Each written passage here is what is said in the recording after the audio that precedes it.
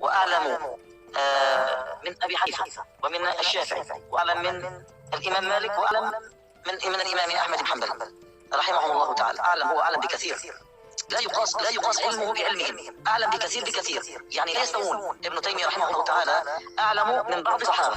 ابن تيمية شيخ الإسلام الذي جعل الله له القبول في الأرض، وأنا أقول وأردد لو كان نبيا بعد محمد والصحابة لكان ابن تيمية. Assalamualaikum warahmatullahi wabarakatuh. Bismillahirrahmanirrahim. Allahumma sholli ala Bismillahirrahmanirrahim.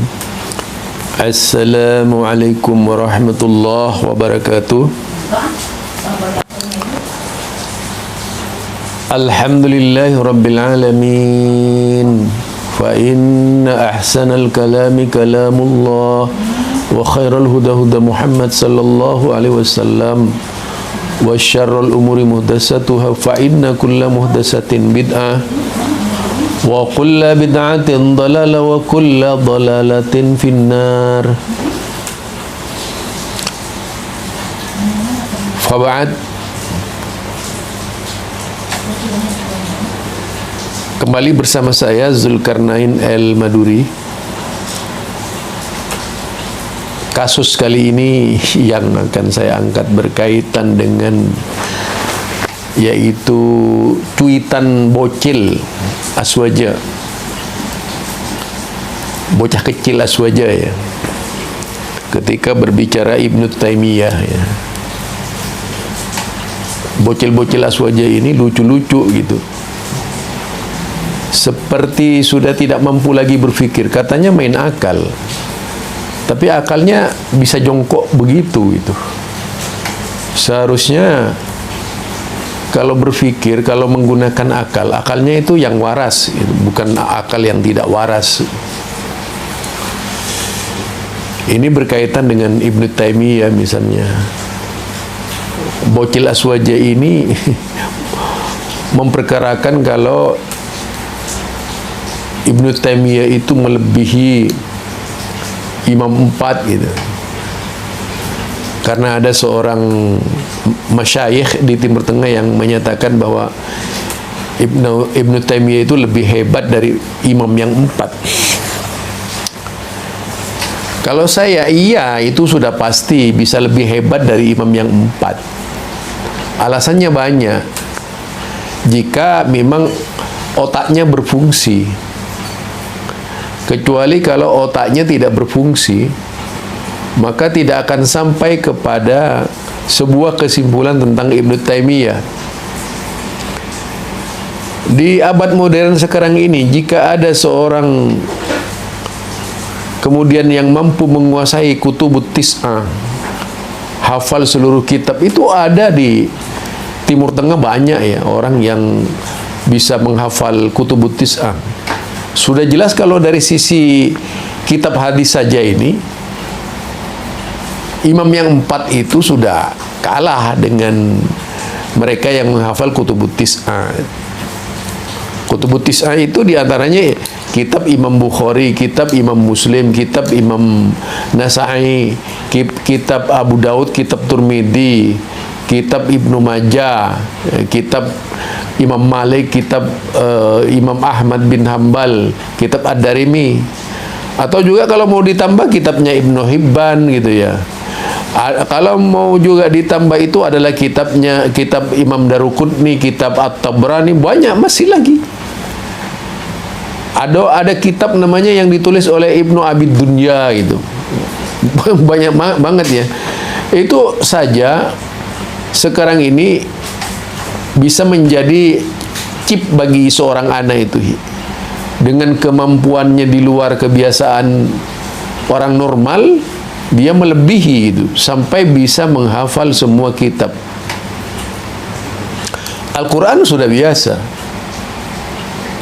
Nah, kalau apalagi sekarang ini bukan di zaman manual, ini zaman digital gitu. Nah, di zaman Ibnu Taimiyah itu kitab-kitab sudah ada, seperti sekelas Imam Bukhari sudah ada, sekelas Imam Muslim sudah ada, Imam Nasa'i sudah ada, Ibnu Majah sudah ada, Abu Daud sudah ada, Tirmidzi sudah ada. Apalagi itu. Imam Malik ada. Kemudian kitabnya Imam Ahmad bin Hanbal Al-Musnad ada. Kemudian kitab Ad-Darimi, Sunan Ad-Darimi Sunan Ad-Darimi itu ada. Kemudian dia itu mampu menghafal seluruh kitab-kitabnya Imam 4. Di antara kitab Imam yang 4 yang masuk itu adalah kitabnya Imam Ahmad bin Hanbal dan kitab Imam Malik, itu sudah masuk yang 4. Kemudian yang tidak ada di zaman Imam Malik, tidak ada di zaman Imam Syafi'i, tidak ada di zaman Ibnu Taimiyah, tidak ada di zaman siapa namanya? Imam Ahmad bin Hanbal. Seperti membicarakan tentang rijalul hadis misalnya. Ini sudah dikuasai oleh Ibnu Taimiyah. Sedangkan di zaman 4 itu, di zaman Imam 4 tidak menjadi pembicaraan tentang sanad misalnya. Itu tidak menjadi pembicaraan secara khusus. Tapi Ibnu Taimiyah membicarakannya secara khusus dalam banyak kitab. Sehingga beliau juga dikenal sebagai pentashhih dan pentad'if. Masuk dalam jajaran ulama-ulama jarh wa ta'dil Ibnu Taimiyah. Bukan hanya sekedar ulama-ulama seperti yang lainnya gitu.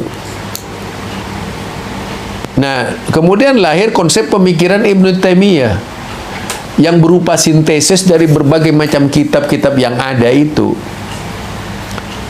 Ya sudah pasti bisa dikategorikan kalau Ibnu Taimiyah itu lebih hebat dari imam yang 4 gitu. Karena referensi itu semua berada di tangan Ibnu Taimiyah. Kecuali kalau seperti zakat itu, ya tidak hebat lah. Hebat bagaimana? Membaca seseorang saja secara salah itu. Membaca seseorang itu hanya dengan dari sudut referensinya, kemudian banyak yang dipotong-potong, dipangkas-pangkas, kebohongan-kebohongan dijadikan bahan. Ya tidak mungkinlah sampai kepada martabat derajatnya Ibnu Taimiyah gitu. Kalau memang mau mengahlihkan diri bukan hanya sekadar membaca itu. Justru seluruh kitab-kitab itu dikuasai dengan benar. Dia bergelar juga Al-Hafidz. Bahkan dikatakan Hujjatul Islam juga. Itu. Jadi kalau mau dibaca tentang Ibnu Taimiyah, berapa puluh kitab yang disusun, kitabnya mutawwalah itu. Kitabnya besar-besar. Selain Majmu' Fatawa yang kita kenal, kitab tafsirnya juga ada itu. Kitab Dar'u Ta'arud dan banyak macam kitab yang ditulis oleh Ibnu Taimiyah yang belum sampai ke tangan pembaca sekarang ini. Lalu ada seorang zakka yang ingin merendahkan Ibnu Taimiyah gitu. Dengan hanya pengetahuan secuil saja itu. Sudah kemudian apa? Tidak baper ketika dikatakan Ibnu Taimiyah itu lebih hebat dari Imam 4. Itu boleh jadi, bisa saja itu. Karena memang semua kitab di zaman Ibnu Taimiyah ini sudah ada. Kitabnya Imam Bukhari sudah ada, kitab Imam Muslim sudah ada. Sampai kepada kitab-kitab lainnya. Kemudian di zamannya Ibnu Taimiyah itu sudah berbagai macam, yaitu pengikut mazhab. Ada semua. Dari tokoh-tokoh mazhab, dari mazhab Hanafiyah, dari Hambaliyah, Malikiyah, itu di luar kepala Ibnu Taimiyah semua. Sehingga dia bukan saja sebagai seorang yang sangat faqih, tetapi juga sangat jeli di dalam memahami berbagai macam kitab yang dibacanya. Itu Ibnu Taimiyah. Ya tidak heran kalau kemudian ada masyayikh itu lebih hebat dari yang Imam 4. Jangankan di zaman Ibnu Taimiyah, sekarang saja anak bocah umur 10 tahun sudah bisa hafal Kutubut Tis'ah. Apanya yang kemudian dibandingkan dengan di zamannya Imam yang 4 itu? Apakah di zaman Imam 4 sudah ada Kutubut Tis'ah? Kan tidak ada. Aduh, parah zakka ini. Jadi kalau mau jadi bocil Gus Saka itu apa ya? Jangan jadi bonik lah, jangan jadi bonik itu. Haters itu pembenci itu. Tidak bijak di dalam memahamkan pengetahuan. Karena apa? Semua ilmu itu dilakukan, semua bantahan itu ente lakukan itu dari kacamata agamanya ente, mazhabnya ente. Ya. Jadi itu repot untuk bisa melahirkan sebuah kesimpulan. Karena ente sendiri tidak terbuka, ente sendiri itu tertutup karena ente sudah menjadi manusia robot yang diprogram hanya bisa berpikir bahwa kelompok ente yang benar. Jangan kelompok salafi, kelompok ente juga merasa paling benar gitu. Dengan berbagai macam cara dilakukan itu, mulai dari Idrus Ramli, Maulana, Dr. Rozi, itu siapa namanya? Lagi itu Kiai Haji Marzuki Mustamar, dan masih banyak lagi yang hanya bisa teriak-teriak, tapi kalau dibaca referensinya hanya omong kosong gitu. Mana ada yang hebat? Nggak ada yang hebat menurut saya. Jadi di situ kalau kita mau bijak berbicara, jadi kalau agama itu dijadikan, kalau paham agama itu dijadikan dominasi, tujuannya itu dalam rangka memperjuangkan dan menjajakan paham Anda dengan cara memaki-maki, itu tidak akan sampai ke tujuan. Itu kan sudah dilakukan oleh pendahulu-pendahulu Anda dulu ketika ingin membabat Muhammadiyah itu. Jadi bukan baru, itu sudah lama. Jadi menurut saya sih biasa-biasa aja lah. Kalau saya tidak mau menjadi budak dari sebuah pemikiran doktrin ya. Apalagi sampai didoktrin sedemikian rupa hingga begitu bencinya menciptakan pasukan army dengan tujuan yaitu membangun kejayaan paham. Tidak akan sampai itu dengan cara-cara zalim seperti itu. Jadi itu ya. Kemudian lagi, ketika masyayikh berkata tentang sebuah hadis, walaupun ada yang melemahkan, ada yang mensahihkan, ya itu mungkin lain pembicaraan. Tapi kita angkat dulu ketika masyayikh ini menggunakan parameter, menggunakan hadis itu digunakan sebagai parameter terhadap Ibnu Taimiyah misalnya, laukana ba'di nabiyan, ya, laukana ba'di nabiyan, laukana ba'di nabiyan lakana Umar. Itu kan awalnya Umar, lakana Umar bin Al-Khattab, kan begitu hadisnya itu. Atau ada dengan lafaz lain, laukana nabiyyu ba'di. Jadi laukana nabiyyu ba'di lakana Umar bin Al-Khattab, kan begitu hadisnya itu. Ya bisa saja itu di zaman, artinya memang Nabi berkata seandainya sesudah aku itu ada Nabi, pasti Umar ini yang akan menjadi Nabi. Apa salahnya kalau dikiaskan begitu? Di mana letak kesalahannya ketika dikatakan laukana ba'di wa ashabi nabiyan lakana Ibnu Taimiyah? Apanya yang salah? Hadis juga ada hadis laukana ba'di nabiyan laukana nabiyyu ba'di lakana Abu Bakar. Itu kan begitu hadisnya itu. Dalam hadis yang terkenal juga itu ditujukan kepada Ali bin Abi Thalib. Mungkin perlu banyak referensi lah Zakah, biar tidak terlalu konyol ente itu dalam berpendapat gitu. Nanti bisa-bisa dikatakan tidak sambung. Ini menanggapi perkataan ente. Ente sudah berapa kali itu tentang aras sudah gitu. Yang dikatakan duduk, wong yang bacaan kitabnya itu masih kitabnya, ya yang murah apa ya, kitab-kitab yang nggak jelas itu yang dibaca cuma 1, 2, 3. Bagaimana bisa mendapatkan kesimpulan? Baca semua kitab baru itu teriak-teriak.